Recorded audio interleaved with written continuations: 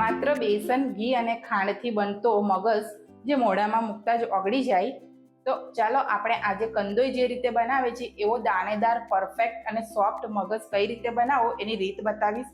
તો વિડીયોને બિલકુલ સ્કીપ કર્યા વગર અંત સુધી જોતા રહેજો. નમસ્કાર મિત્રો, રસોઈ વિથ લવમાં આપ સૌનું હાર્દિક સ્વાગત છે. તો રેસીપીની શરૂઆત કરતા પહેલા આપણે તેની સામગ્રી જોઈ લઈશું. તો સામગ્રીમાં આપણે આ વાડકીના માપથી 2 વાડકી જેટલો બેસન કરકરું લીધું છે. એ જ વાડકીના માપથી આપણે ઘી લીધું છે અને એ જ વાડકીના માપથી આપણે ખાંડ લીધી છે ને અડધી વાડકી જેટલું આપણે મલાઈ સાથે દૂધ લીધું છે. 1 ચમચી આપણે ઇલાયચી પાવડર લીધો છે. કાજુ આપણે બદામ લીધી છે સમારેલી અને ચારોળી લીધી છે. તો મિત્રો આપણે ગેસ ચાલુ કરીને ઘી ગરમ કરવા માટે મૂકી દીધું છે.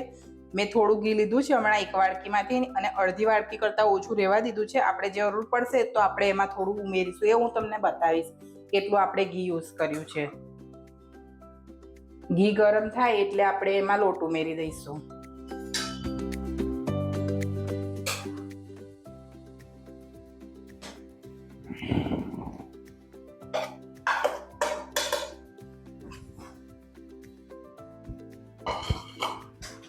હવે આપણે ગેસને એકદમ ધીમો કરીને ધીમા ગેસ પર શેકવાનો છે લોટને.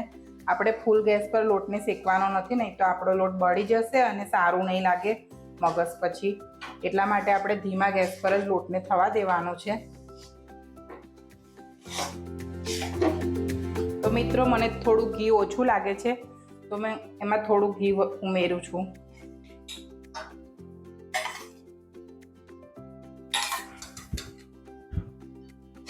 આપણે ધીમા ગેસ પર જ આ લોટને શેકવાનો છે અને આ રીતે હલાવતા જ રહેવાનું છે જેથી આપણો લોટ સરસ શેકાઈ જાય. અત્યારે લોટ આપણો થોડો હલાવવામાં ભારે લાગશે. જેમ જેમ શેકાશે એમ આપણો લોટ થોડો હલકો થશે અને હલાવવામાં થોડો એ થઈ જશે, હલકો પણ થઈ જશે અને થોડું કલર ચેન્જ થઈ જશે, ગોલ્ડન બ્રાઉન જેવો કલર થઈ જશે અને એમાંથી સુગંધ પણ આવવા લાગશે જેમ જેમ લોટ શેકાતો જશે તેમ તેમ.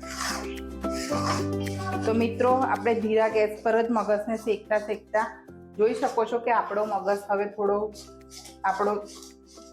મગજ મિત્રો થોડો કલર ચેન્જ થવાની શરૂઆત થઈ ગઈ છે, ફૂલી ગયો છે, કલર પકડી લીધો છે. પહેલા કરતા થોડો શેકાઈ ગયો છે ને આ રીતે હલકું થઈ ગયો છે લોટ આપણો. હજી આપણે આ લોટને શેકવાનો છે. હજી આપણે એને થોડો ગોલ્ડન બ્રાઉન થાય ત્યાં સુધી શેકવાનો છે આ લોટને. તો મિત્રો આપણો લોટ હવે શેકાઈ ગયો છે. હવે જે આપણે આ દૂધ લીધું હતું એ એમાં ઉમેરીશું થોડું થોડું કરતા. આનાથી આપણો મોહનથાળ એકદમ સોફ્ટ બનશે અને દાણેદાર બનશે. આપણે બધું એક સામટું નહીં ઉમેરી દેવાનું, થોડું થોડું કરતા ઉમેરવાનું.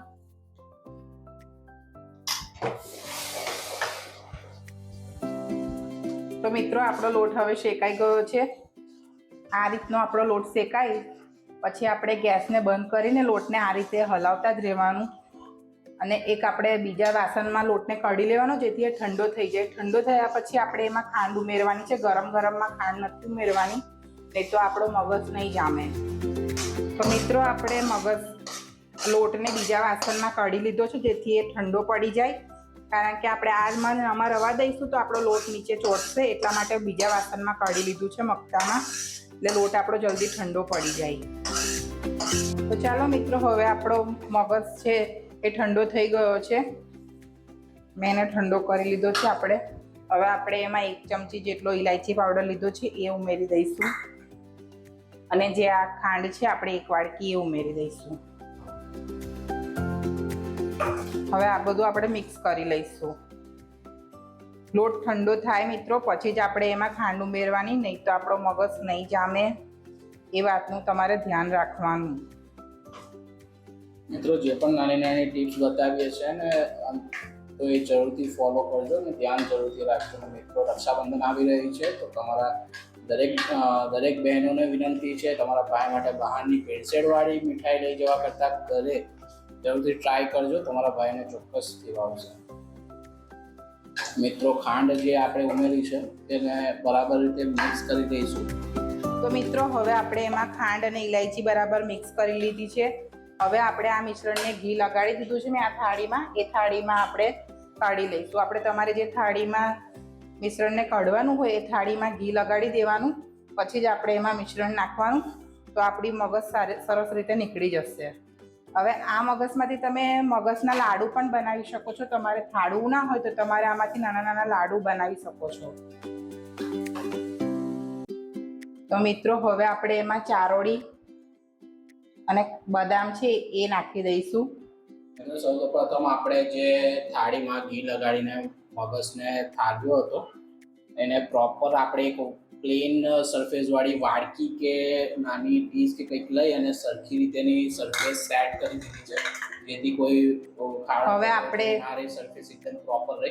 ત્યાર પછી આપણે એમાં ચારોળી અને બદામની ગાર્નિશ તરીકે હવે આપણે એમાં બદામ ગાર્નિશ માટે નાખીશું અને ચારોળી તમારે મગજમાં ચોક્કસથી નાખવાની. ચારોળી નાખવાથી મગજ બહુ જ સરસ લાગે છે મિત્રો ઘણી વખત જ્યારે મગજ બનાવતા હોય ને ત્યારે ઘણા લોકો દૂધ શેકવાના ટાઈમ પર તેમાં જાયફળના પાવડરનો પણ યુઝ કરે છે. જો તમે ઈચ્છો તો તમે પણ એમાં ઉમેરી શકો, જેનાથી પણ ટેસ્ટ સારો આવે છે. હવે આપણે આ જે કાજુ બદામ ને ચારોળી નાખી છે એને આ રીતે પ્રેસ કરી લેવાનું થોડું, જેથી આપણા મિશ્રણમાં સરસ રીતે ચોંટી જાય. હવે આપણે મગજને ઠંડો થવા દઈશું, પછી આપણે એના કટ કરીશું. તો મિત્રો હવે આપણે આ થાળીને 1-2 કલાક માટે ઠંડી થવા દઈશું, તો જેથી આપણો મગજ છે એ સરસ રીતે સેટ થઈ જાય. તો મિત્રો આપણો મગજ ઠંડો થઈ ગયો હતો ને આપણે એને કટ પણ કરી લીધો છે, જોઈ શકો છો. તો જોઈ શકો છો મિત્રો કે આપણો મોહનથાળ બનીને આપણો મગજ બનીને તૈયાર છે. તો હું તમને એમાંથી એક ટુકડો પણ તોડીને બતાવી શકું છું કે આપણો મગજ કેટલો સરસ બન્યો છે, પોચો અને દાણેદાર. તો મિત્રો તમને અમારી આજની આ રેસીપી કેવી લાગી એ કોમેન્ટમાં જરૂરથી જણાવજો, અને અમારો વિડીયો ગમ્યો હોય તો અમારા વિડીયોને એક લાઇક કરી દો અને તમારા મિત્રો અને પરિવાર સાથે શેર કરો.